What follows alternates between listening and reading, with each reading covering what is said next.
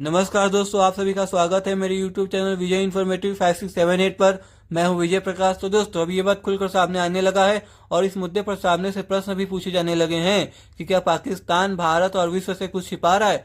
और दोस्तों, ऐसा भी लग रहा है कि सिर्फ पाकिस्तान ही नहीं, अमेरिका और यहाँ तक कि ये भी लग रहा है कि क्या भारत की ओर से युद्ध की पूरी जानकारी जनता के सामने रखी जा चुकी है।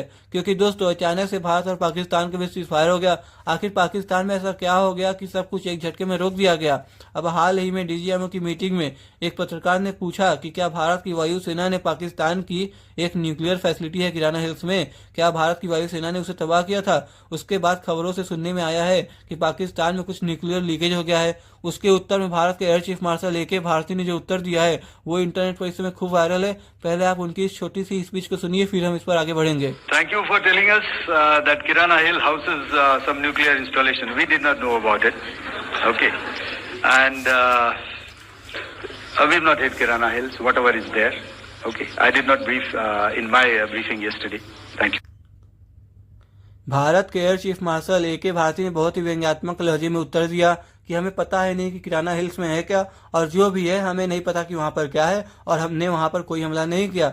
दोस्तों, उनके इस उत्तर को सुनने के बाद बहुत सारे लोग समझ गए कि इस बात को हम प्रत्यक्ष रूप से खुलकर नहीं कर सकते, पर जो बात नोट करने वाली है कि जो वास्तविक चिंता अमेरिकन मीडिया और बाकी दुनिया भर की मीडिया हाउसेस का है वो किराना हिल्स को लेकर नहीं है बल्कि नूर खान हिल्स को लेकर है। दोस्तों, ये आप देख सकते हैं भारत और पाकिस्तान का मैप।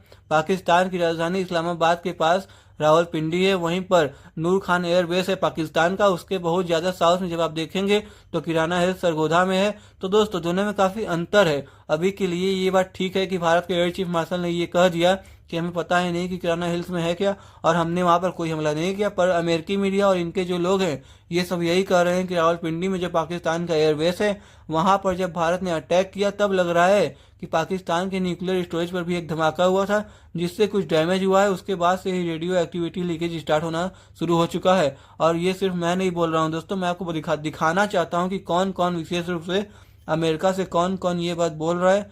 रैंड कॉर्पोरेशन के एक senior defence analyst Derek Grossman, Rand Corporation में आपको बता दूं कि global international relation geopolitical research करने वाली ऑर्गेनाइजेशन है। इनके ऑफिस यूएस यूरोप के कई देशों में है।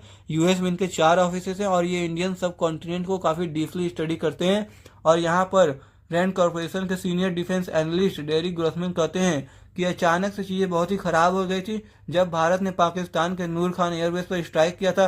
अभी चाहे जानबूझकर किया हो चाहे अनजाने में किया हो, हमें नहीं पता। आगे वो कहते हैं कि Indian forces threaten Pakistani nuclear command.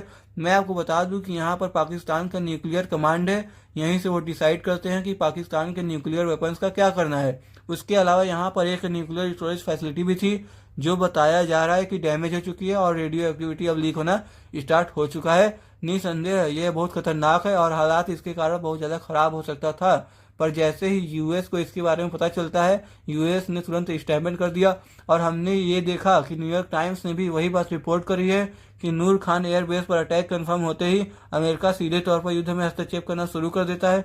US ने बड़े कदम उठाए, अपना एक सीक्रेट प्लेन भेजा, बोरोन भेजा और इजिप्ट को कहा कि बहुत सारा बोरोन और सैंड लेकर पाकिस्तान जाओ ताकि हम रेडियो एक्टिविटी कंट्रोल कर सकें। मैं आपको बता दूं कि मैं आपको ये इंडियन सोर्सेज से नहीं बता रहा हूं, मैं आपको ये क्रेडिबल अमेरिकन सोर्सेज और पाकिस्तानी न्यूज आउटलेट, हालांकि उनके आर्टिकल बैन है पर गूगल सर्च पर ये हेडलाइंस दिख जाती हैं पाकिस्तानी अवेयर से, क्योंकि कुछ न्यूक्लियर रिस्क खड़ा हो गया था। और दोस्तों, फिर हम देखते हैं कि यूएसए का एक प्लेन और इजिप्ट का एक प्लेन। यूएसए का जो प्लेन है वो एक सीक्रेट प्लेन है, उसके बारे में हम आगे बात करेंगे। पर जो इजिप्ट एयरफोर्स का एक ट्रांसपोर्ट प्लेन है वो अचानक से पाकिस्तान के रावलपिंडी में रुकता है। और दोस्तों, जबकि पाकिस्तान और इजिप्ट के बीच कोई भी युद्धाभ्यास की योजना नहीं थी और आमतौर पर जब भी कोई ट्रांसपोर्ट प्लेन किसी देश में जाता है तो उसके साथ कुछ सैनिक जरूर आते हैं। अचानक से इजिप्ट एयरफोर्स का प्लेन पाकिस्तान में आता है। ये सारी चीजें आप मॉडल कर सकते हैं फ्लाइट ट्रैकर से। नील नदी के आसपास बहुत सारा बोरोन है और लोगों ने इसका ये मतलब निकाला कि इजिप्ट एयरफोर्स का ये प्लेन बहुत सारा बोरोन लेकर पाकिस्तान आया होगा और ये बोरोन आज के समय पाकिस्तान के न्यूक्लियर साइट्स पर डाला जा रहा होगा। रेडियो एक्टिविटी ज़्यादा ना फैले इसलिए बोरोन का इस्तेमाल किया जाता है। और जब भी radio activity out of control हो जाती है तो हम उस पर बोरोन डालकर उसे कंट्रोल करने की कोशिश करते हैं, जिससे स्थिति काफ़ी नियंत्रण में आ जाती है। और यहाँ पर आप देख सकते हैं ये है यूएसए का एक प्लेन बीच किंग एयर 250।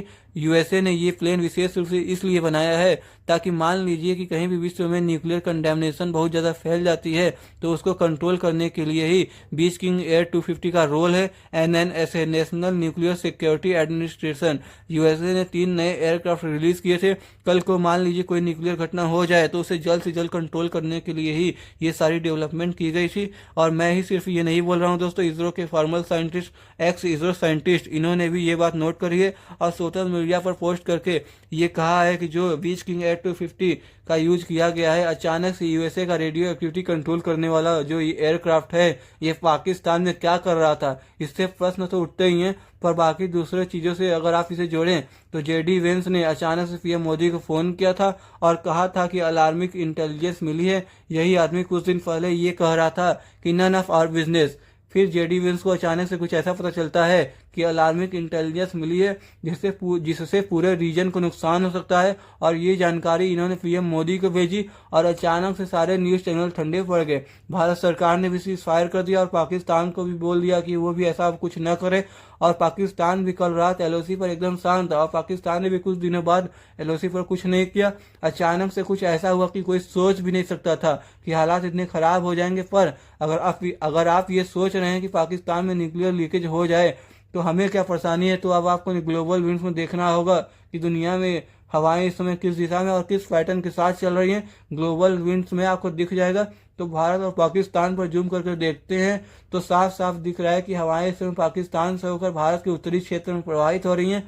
तो मान लीजिए कि इस्लामाबाद, रावलपिंडी में न्यूक्लियर रेडियो एक्टिविटी बहुत ज़्यादा फैल जाती तो इसका प्रभाव भारत पर भी होता, क्योंकि हवाएं इस समय पूर्व की ओर बह रही हैं और भारत का उत्तरी क्षेत्र खतरे में आ सकता था। अचानक से सब कुछ रुक गया। आप ये अनुभव कर पा रहे हैं, मैं ये अनुभव कर रहा हूँ और पूरी दुनिया ये अनुभव कर रही है। पर दोस्तों, अमेरिकन तो खुलकर बोल रहे हैं कि वहाँ पर रेडियो एक्टिविटी बहुत ज़्यादा फैल गई है। अब हो सकता है कि अब जो इजिप्ट से बोरोन आया था उससे हालात काफ़ी नियंत्रण में आ गए हों। लेकिन दोस्तों, ट्रंप ने जो कहा था कि लाखों लोग मारे जाएंगे, उससे भी आप इसको जोड़कर देख सकते हैं। पाकिस्तान जरूर इसे छिपाने की कोशिश करेगा, लेकिन दोस्तों पाकिस्तान का ये झूठा प्रोपेगेंडा ज़्यादा दिन नहीं चलने वाला कि वो जीत गए हैं। ऐसा कुछ भी नहीं होगा दोस्तों, पाकिस्तान का ये प्रोपेगेंडा ज़्यादा दिन नहीं चलेगा। आज के लिए बस इतना ही। अगर आपको वीडियो पसंद आई हो तो चैनल को सब्सक्राइब करना, वीडियो को लाइक करना और बेल आइकन को दबाना ना भूलें। जय हिंद, जय भारत।